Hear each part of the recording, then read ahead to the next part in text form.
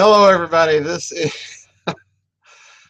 is Joseph P. Farrell with News and Views from the Nfarium on May 26, 2016. I'm sorry I didn't get to the news and views last week.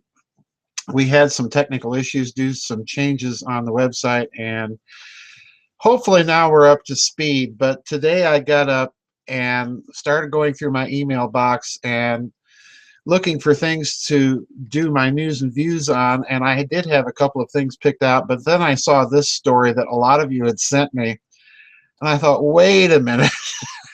Wait, just if you can tell, I'm a bit perplexed.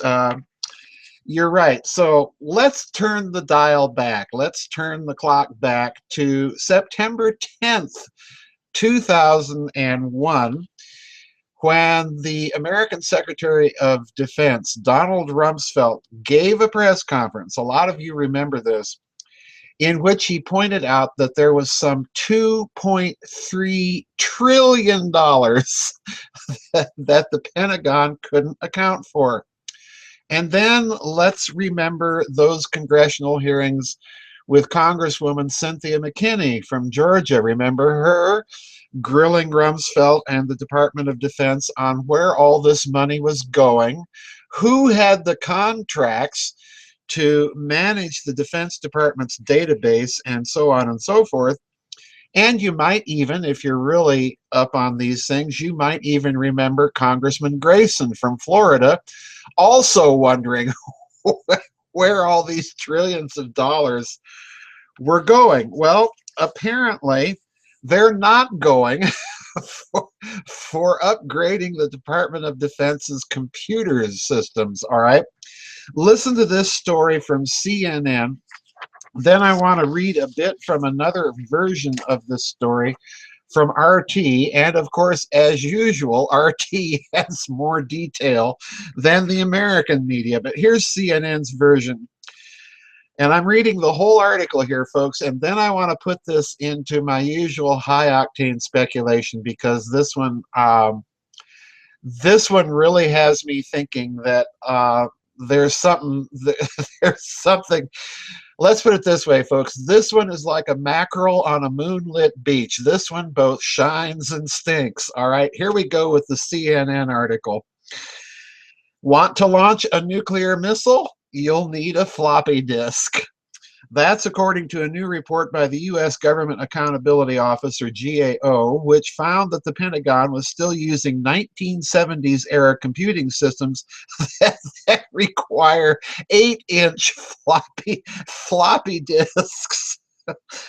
Such disks were already becoming obsolete by the end of that decade, being edged out by smaller non-floppy 3.5 to 5.25 disks, before almost completely being replaced by the CD in the late 1990s.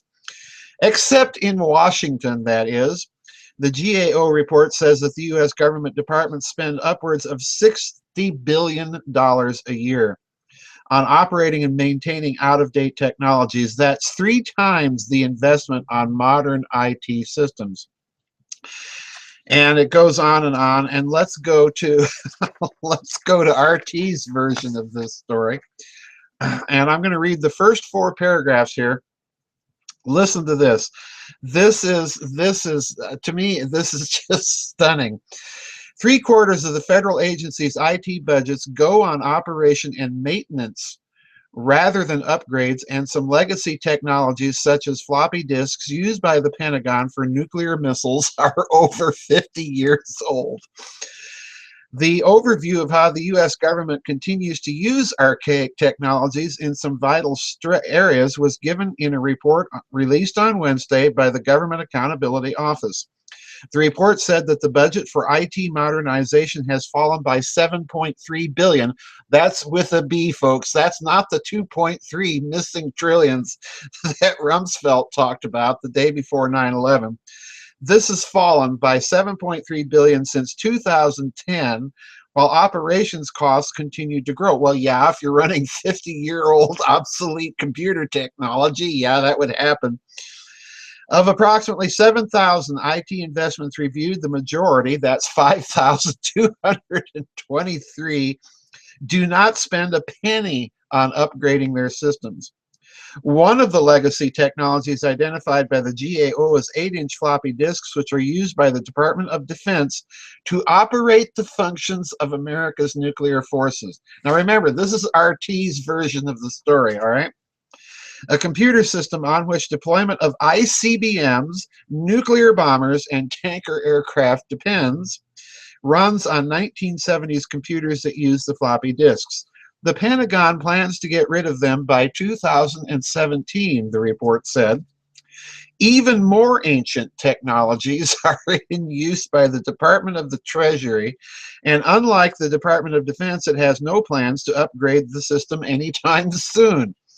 The department uses so-called master files to track the accounts of individual taxpayers and businesses, and the system runs on an IBM mainframe that's about 56 years old and is written in assembly language, a low-level computer programming language. It is hard to read or write by inexperienced coders and is currently reserved for specialized applications such as device drivers, computer viruses, or boot instructions. The Treasury wants to replace the master files with something more modern, but has no specific timetable for doing this, unquote. And that's RT. All right. Now, if we're going to maintain a credible nuclear deterrent, guys, it probably would be a good idea to have a modern, up-to-date operating system to keep track of and run it. All right. Now, in that, as I got to thinking about this article, I had to turn back and wonder, when was the last time the United States designed and deployed a new land-based operational intercontinental ballistic missile? Russia's been deploying them like crazy. I think the last time we were talking about it under Ronald Reagan with the MX missile system. But I still think our Minuteman missile system is the basis of our deterrent. In other words, our deterrent is getting very, very old, all right?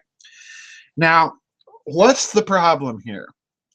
And I got to be honest, and I'm going to crawl way out on my twig of high-octane speculation, because this story is just very bizarre. All those missing trillions from the Defense Department, and apparently not a dime has really gone to upgrade the computer technology that it's using for our nuclear deterrent, all right? So there's any number of ways to interpret this. Number one, is this just a scam to get more money? Well, probably that enters into the picture of a certain part of it. The deeper problem here is, if you have a hidden system of finance, as I've been arguing, if you have government corruption now to the extent that it is, then you're going to have to pump more and more money to buy off and pay off all of the people in your corruption chain, and you're going to get less and less for it, all right? This is why these big state ventures really ultimately break down. You're feeding the bureaucratic money pool rather than getting anything really out of it for the money. It's part of the corruption culture. But at the end of the day, that corruption culture has to account, as we've seen in this article, has to account for missing trillions of dollars. And the Department of Defense has not upgraded its systems, as this article is pointing out, since the 1970s. So what's really going on here? I think, number one, this is possibly either a psyop to convince the Russians that we might be a little weaker than we're saying, and getting them to make a false move, or, and this is where I really come down, folks, or this is more testimony to the fact that this money has been disappearing and funding an entirely different set of weapons. Why would you not upgrade your nuclear deterrent in any significant way? We're still flying B-52 bombers, B-1 bombers. Of course, now we've got the billion-dollar stealth monstrosity. But why would you not significantly upgrade that nuclear deterrent? Our only real big upgrades have been in nuclear submarines and nuclear bombers. Why would you do this? And my suspicion is this missing money is going to completely different kinds of weapons systems. Let's go back to Cynthia McKinney and that one exchange that she had years ago. You can find it on YouTube with Secretary of State Rumsfeld. She was asking who does have the contracts to run the database management for the Pentagon, and they had no answer for her. All right. I think that this is a sure clue that we're looking at the disappearance of vast sums of money into a completely off-the-books program. Let's go back and remember Gary McKinnon in the United Kingdom hacking into the Department of Defense, which obviously is very easy if they're running operating systems from the 1970s. But finding out that they had some sort of space fleet, which may or may not be true, but that's what he says he saw. So in other words, it's looking to me like we have, with this planned obsolescence, with this inability to upgrade, that there's something completely different going on. And the clue is also coming out of the Pentagon with all of these stories that we've seen in the last few years about creating a space command, making the other service branches subservient to the space command in the chain of command structure.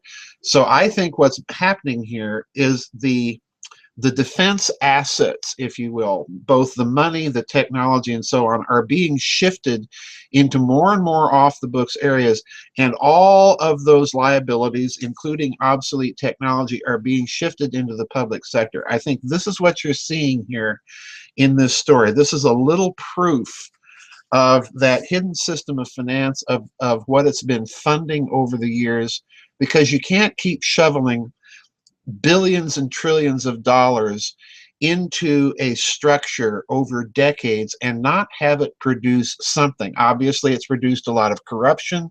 Obviously, it's produced a lot of graft and greed. But at the end of the day, even the most inefficient economic systems have to produce something for that amount of money. So this is what I think is going on here. They've been caught out in the fact that they are spending a lot of money, but they're not spending it where you think they would. Nuclear deterrence, keeping that deterrence system up and running, up to par, keeping the information and the information technology going. This is a sign, I think, that something else completely is going on here. Now, you may disagree with that. You're free to disagree with it. This is just my reading of a very, very strange story. And I want to thank everybody that sent this one to me, because when I opened it and read it, it really caught my eye. Anyway, that's it for me for the news and views. I'm sorry about last week, folks. I think that we're going to be up and running, hopefully, cross your fingers, from now on with these new platforms that we've been trying out. I want to thank everybody for sending all the articles and emails. I obviously don't have time to respond to you all, but I do want to thank everybody that's been doing so. That's it for today, folks. We'll see you on the flip side. Bye-bye, and God bless.